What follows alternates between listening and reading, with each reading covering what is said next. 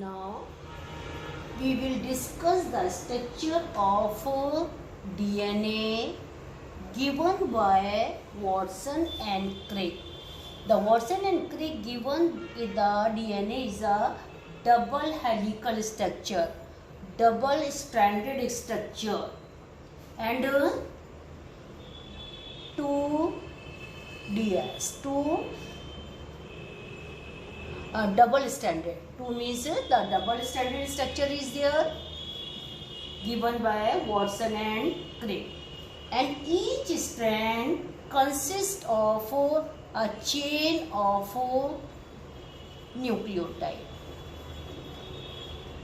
Chain of nucleotide means the repeated nucleotide form the DNA, and both the chain, both the strand, both the helical structure are anti-parallel. They arrange as a anti-parallel to each other. Anti-parallel strands. For example, if the carbon third it is here, so it ends in the fifth carbon, the direction 3 to 5, and the another strand from 5 direction to the third direction. The carbon position is there. Now we discuss in it. So we have drawn the diagram of the DNA. The one nucleotide this one, and the another is this one. We have drawn the sugar, the first position, second carbon, third carbon, fourth carbon, fifth carbon. At the fifth position, the phosphoric acid is attached. We already discussed this structure. And here the one position, the base, we have assumed that it is a A. And this is the functional group.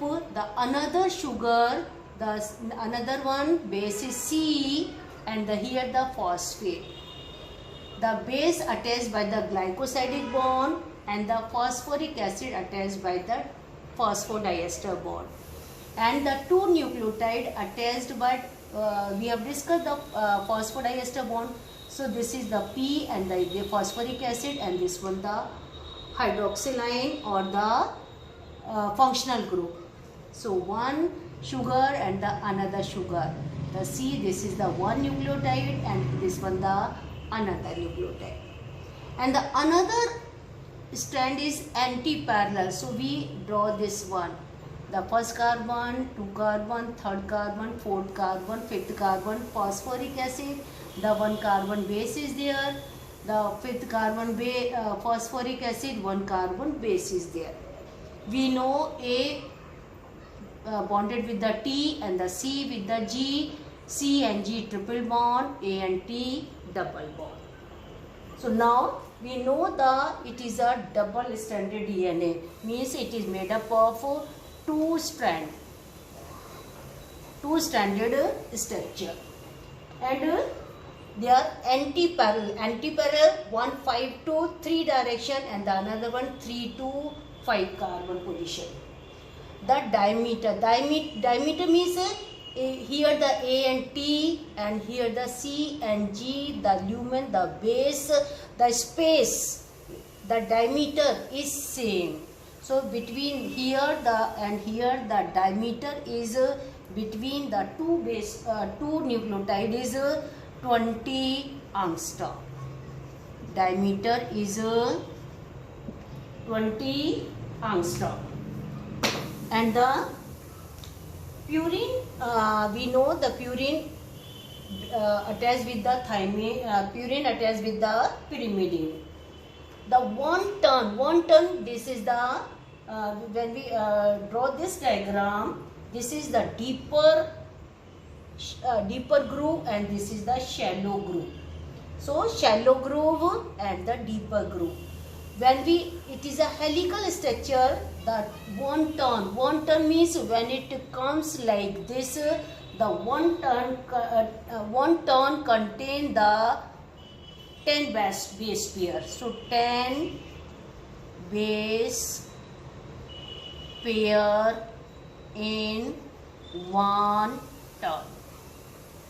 For example, 1, 2, 3. Base pair 1, 2. This like the 10 base pair are 4, 5, 6, 7, 8, 9, 10. So one turn the 10 base pairs are there.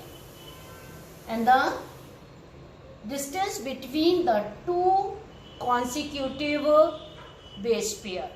The distance between the two consecutive base pairs are two consecutive base pair is 3.4 angstrom.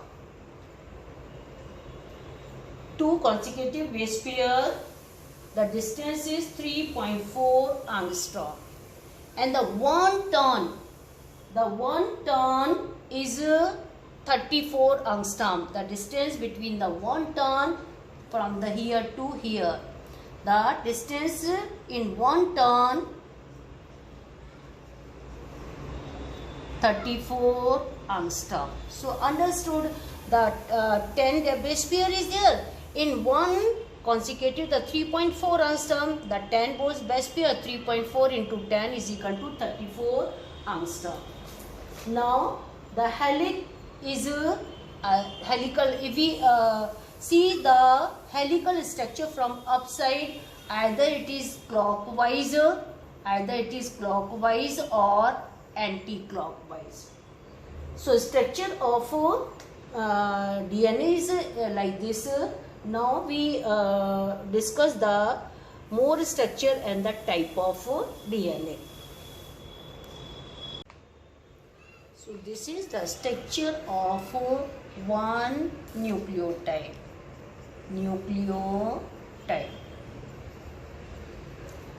This is the pentose sugar, nitrogenous base, and this is the phosphoric acid. The nitrogen base attached on the first carbon of the sugar. So this bond is glycosidic bond. So glycosidic bond. The base attached with the sugar by glycosidic bond, and the phosphoric acid attached to the fifth carbon. This bond is phosphodiester bond. Phosphodiester bond. The one water molecule is released. When it attaches to the fifth carbon, the one molecule of the water is lost, and the bond between the two fifth carbon of sugar and the phosphoric acid is phosphodiester bond. So this is the structure of nucleotide.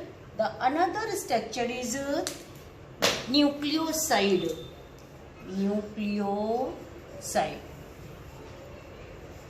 Nucleoside, the phosphorus and the phosphoric acid and the base. Means sugar is not there. So pentose sugar plus nitrogenous base. Phosphoric acid is not there. So it is from the nucleoside. The phosphoric acid is not there. If the phosphoric acid is there, it is the nucleotide. If it is not there, the pentose and nitrogenous base complex from the nucleoside. So D and A. Sugar, deoxyribose sugar, and the pentose sugar and the base. So sugar, deoxyribose and the base. For example, it is A, adenine. So it called the nucleoside. Nucleoside means deoxyadenosine. Deoxy, its name is deoxyadenine, because this is the base, adenine base, and this is the sugar, deoxy. So Da means deoxyadenine. If the D, A and phosphorus is there, so it is a nucleotide. It is a nucleoside, and this one the nucleotide. Now it is called deoxyribonucleic Deoxy means sugar, deoxy, adenine. These are the common. Monophosphate. Monophosphate. So adenine is there, sugar is there, and phosphorus. So this is the nucleotide and this one the nucleoside.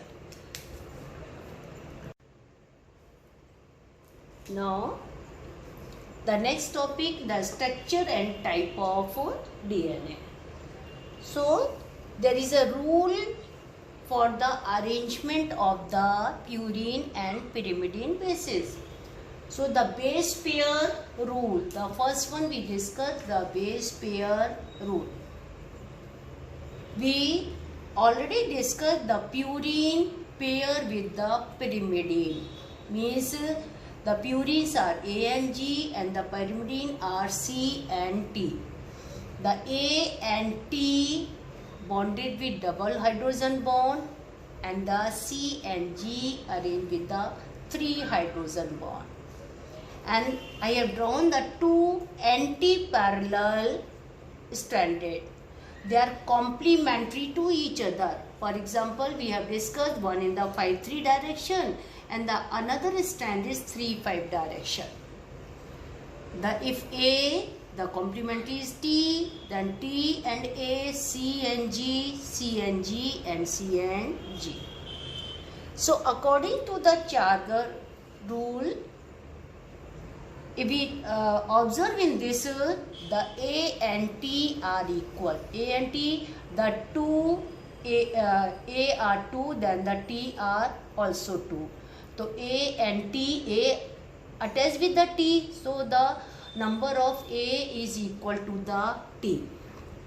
So A and T are equal and they are 2A and 2A and 2T. 1 to 2A and T also the 2. So the ratio is 1. So it is applicable in double-stranded DNA. The Chargaff rule is applicable to the double-stranded DNA only.